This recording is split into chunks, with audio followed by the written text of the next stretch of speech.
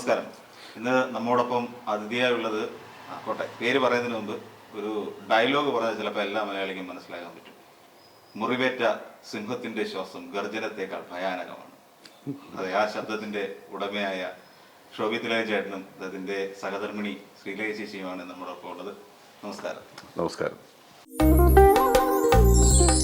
കതിര് കതിര് കതിര് കൊണ്ടുവായോ, കറ്റ കെട്ടിക്കൊയ്തു കൂട്ടിവായോ.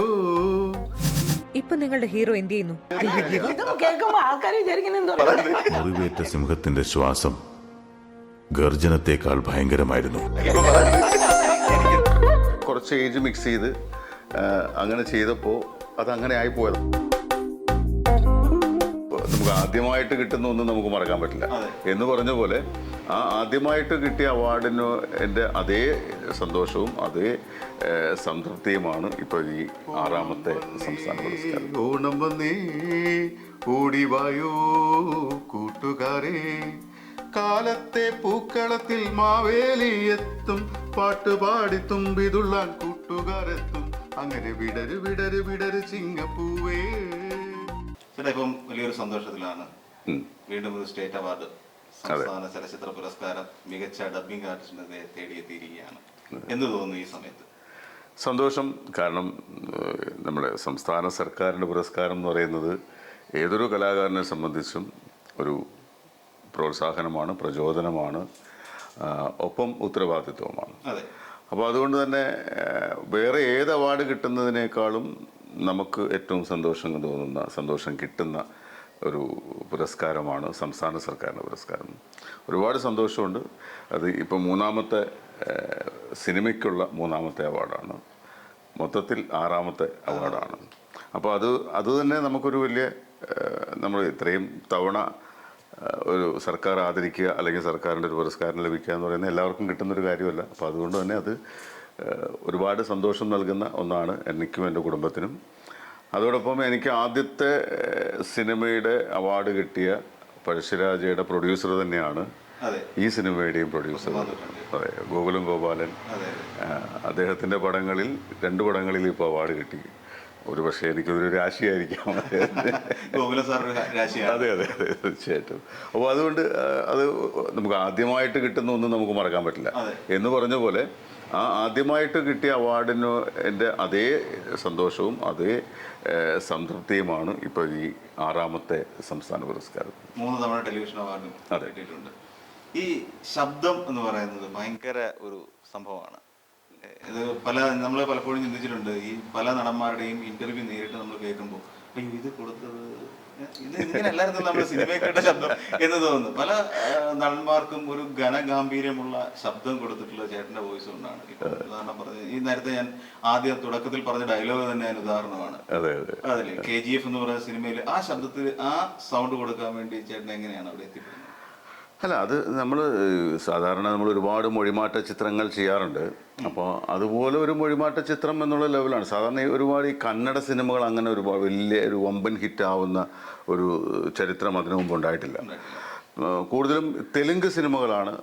തെലുങ്ക് സിനിമകൾ മലയാളത്തിലേക്ക് ചെയ്യുമ്പോഴാണ് അത് ഹിറ്റാവുകയും ചിലപ്പോൾ അവിടുത്തെ ഹിറ്റ് പടങ്ങളായിരിക്കും അതെടുത്തുകൊണ്ട് വന്നിട്ടായിരിക്കും ഇവിടെ അത് ഓടി ഹിറ്റായതിനു ശേഷമായിരിക്കും പണ്ടൊക്കെ ചെയ്തുകൊണ്ടിരുന്നത്. ഇവിടെ വന്ന് മൊഴിമാറ്റം നടത്തി അത് ഇവിടുത്തെ തിയേറ്ററിൽ റിലീസ് ചെയ്തിട്ട് നമുക്ക് കുറച്ച് നല്ല പ്രതികരണങ്ങൾ കിട്ടാറുണ്ട്.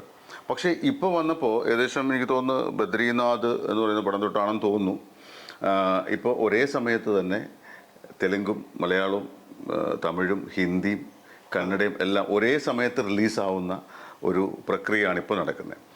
അപ്പോൾ അങ്ങനെ വരുമ്പോൾ നമ്മൾ തെലുങ്ക് സിനിമ അത് ഷൂട്ട് ചെയ്ത് അല്ലെങ്കിൽ കന്നഡ സിനിമ അത് ഷൂട്ട് ചെയ്ത് അതിൻ്റെ പ്രോസസ്സിങ്, അതായത് പോസ്റ്റ് പ്രൊഡക്ഷൻ വർക്ക് നടക്കുന്ന കൂട്ടത്തിൽ തന്നെ മലയാളത്തിലും ഡബ് ചെയ്യും, മൊഴിമാറ്റവും നടത്തിയിട്ടാണ് ഒരേ സമയത്ത് തന്നെ എല്ലാ ഭാഷകളിലും റിലീസ് ചെയ്യുന്നത്. അപ്പോൾ അങ്ങനെ വരുന്ന സാഹചര്യത്തിൽ നമ്മൾ തെലുങ്ക് പടങ്ങൾ ഒരുപാട് ഹിറ്റായിട്ടുണ്ട്. അങ്ങനെ റിലീസായപ്പോഴും ഇപ്പോൾ ബാഹുബലി പോലുള്ള പടങ്ങളൊക്കെ ഒരുപാട് ഹിറ്റായിട്ടുണ്ട്. പക്ഷേ കന്നഡ പടങ്ങൾ അങ്ങനെ വലിയൊരു ഹിറ്റ് എത്തിയിട്ടില്ലായിരുന്നു. അപ്പോൾ അതുകൊണ്ട് തന്നെ എൻ്റെ അടുത്ത് എന്നെ വിളിച്ച ആൾ പറഞ്ഞത്, ചേട്ടാ ഒരു കന്നഡ പടമുണ്ട്, അപ്പോൾ അതിനകത്തൊരു സ്പെഷ്യൽ ഒരു ക്യാരക്ടറാണ്, അപ്പോൾ ചേട്ടനൊന്ന് ചെയ്യണമെന്ന് പറഞ്ഞു. ഞാൻ സാധാരണ ഒരു കന്നഡ പടം വലിയ ഹിറ്റൊന്നും ആവത്തില്ല. അത് അങ്ങനെ ഒരു സംഭവമല്ല. ചിലപ്പോൾ ടെലിവിഷന് വേണ്ടി മാത്രമായിരിക്കും. കാരണം കന്നഡ പടങ്ങൾ കൂടുതലും ടെലിവിഷനിലേക്ക് വേണ്ടിയിട്ട് മാത്രമാണ് ചെയ്യാറ്, തിയേറ്ററിലേക്ക് അങ്ങനെ ചെയ്യാറില്ല.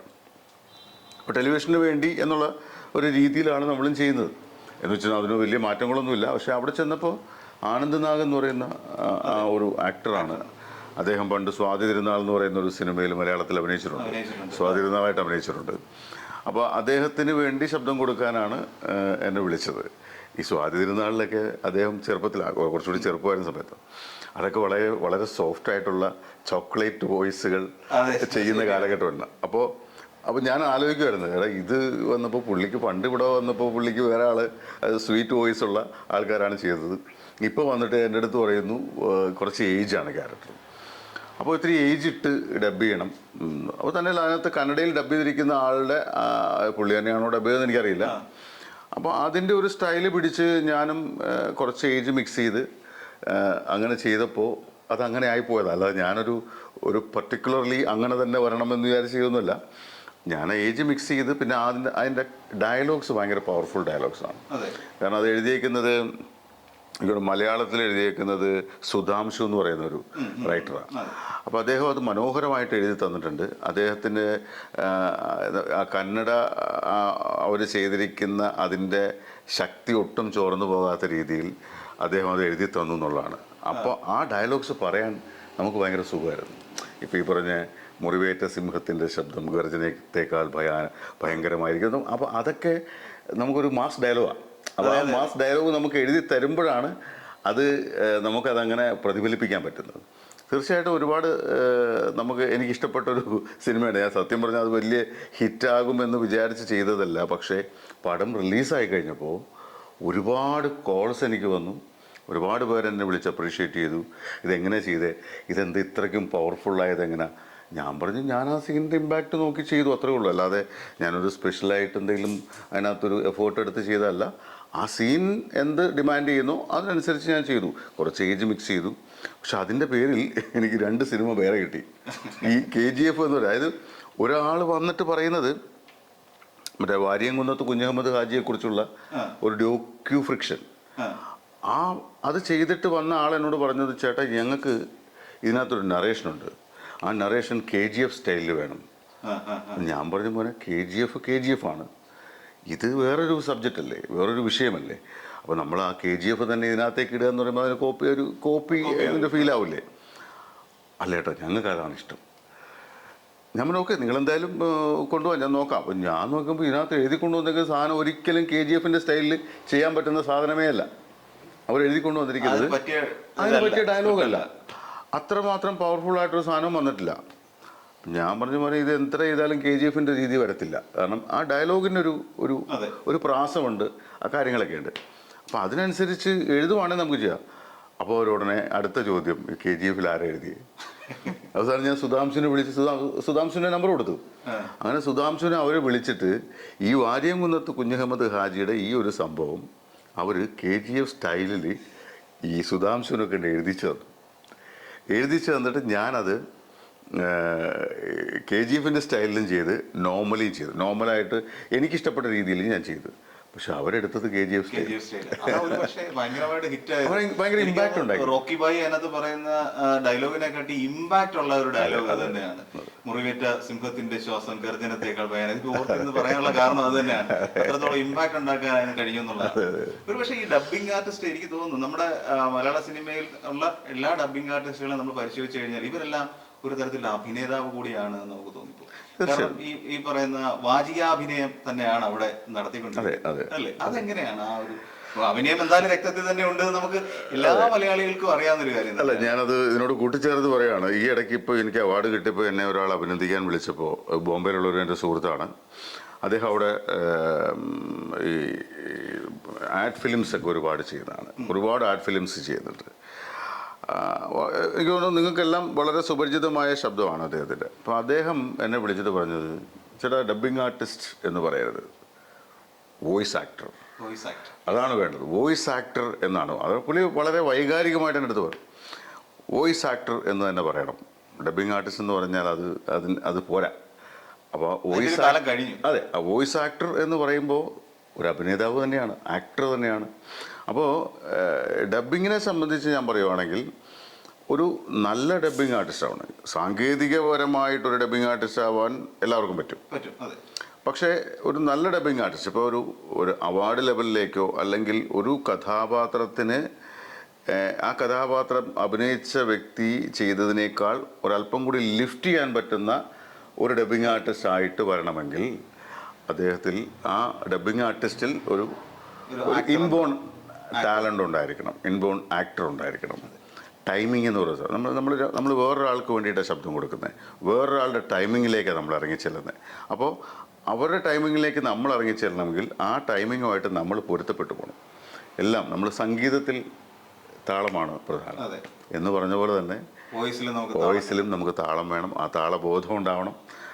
ആ താളബോധമുള്ളവർക്ക് അഭിനയിക്കാനുള്ള കഴിവുണ്ടാവും. നിങ്ങളെടുത്ത് നോക്കിയോ, ഡാൻസ് പഠിച്ചിട്ടുള്ള അല്ലെങ്കിൽ ഡാൻസ് അരങ്ങേറ്റമൊക്കെ കഴിഞ്ഞിട്ടുള്ള ഏതൊരാൾക്കും ഒരു അഭിനേതാവാകാനുള്ള ഇതുണ്ടാവും. അപ്പോൾ ഇതെല്ലാം ഒരു ഈ ഇപ്പോൾ പാട്ടായാലും ഡാൻസ് ആയാലും അഭിനയമായാലും ഇതെല്ലാം എന്താണ് കൂടിക്കലർന്നതാണ്, ഒരു പരസ്പര പൂരകങ്ങൾ എന്ന് വേണമെങ്കിൽ നമുക്ക് പറയാം.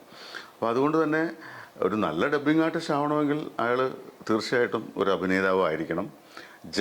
ജന്മസിദ്ധി, അല്ലാതെ നമുക്കിപ്പോൾ ഒരു ഇൻസ്റ്റിറ്റ്യൂട്ടിൽ പോയി പഠിച്ച് ചെയ്യാൻ പറ്റുന്നൊരു തൊഴിലല്ല. ഇൻസ്റ്റിറ്റ്യൂട്ടുകളുണ്ട്, ഇല്ലെന്ന് ഞാൻ പറയത്തില്ല. അത് സാങ്കേതികത്വം പഠിപ്പിക്കാൻ ഓക്കെ. ഇപ്പം ലിപ്പ് സിങ്ക് ചെയ്യുന്നത് എങ്ങനെയാണ്, നമ്മൾ ബ്ലോ ഇല്ലാതെ എങ്ങനെ ഡബ് ചെയ്യാം, അതല്ലെങ്കിൽ എങ്ങനെ വോയിസ് കൺട്രോൾ ചെയ്യാം. നമ്മൾ ചില എക്സസൈസുകളൊക്കെ ചെയ്ത് നമ്മുടെ വോയിസിനെ നമുക്ക് കൺട്രോൾ ചെയ്യാൻ പറ്റും. ആ കൺട്രോൾ ചെയ്യുന്നത് എങ്ങനെയാണ്, അതൊക്കെ നമുക്ക് തിയറിറ്റിക്കലി അല്ലെങ്കിൽ പ്രാക്ടിക്കലി നമുക്ക് പറഞ്ഞു കൊടുക്കാം എന്നുള്ളതല്ലാതെ അത്രേ ഉള്ളൂ. പക്ഷേ ഇംപ്രവൈസേഷൻ അത് നമ്മൾ തന്നെ ഉണ്ടാക്കണം, നമ്മുടെ എക്സ്പീരിയൻസിൽ നിന്ന് വരുന്നതാണ്. അതായത് ഇപ്പോൾ ഒരു ഡയലോഗ് എങ്ങനെ മോഡുലേറ്റ് ചെയ്യണം, നമ്മൾ ശബ്ദം നല്ലതായിട്ടോ അല്ലെങ്കിൽ ലിപ്പ് സിങ്ക് ചെയ്ത് ഡബ് ചെയ്യാൻ പറ്റിയിട്ടോ മാത്രം കാര്യമില്ല. ഒരു ഡയലോഗ് കിട്ടിയാൽ ആ ഡയലോഗ് എങ്ങനെ റെൻഡർ ചെയ്യണം, ആ ഡയലോഗ് ആർട്ടിസ്റ്റ് റെൻഡർ ചെയ്തിട്ടുണ്ട്.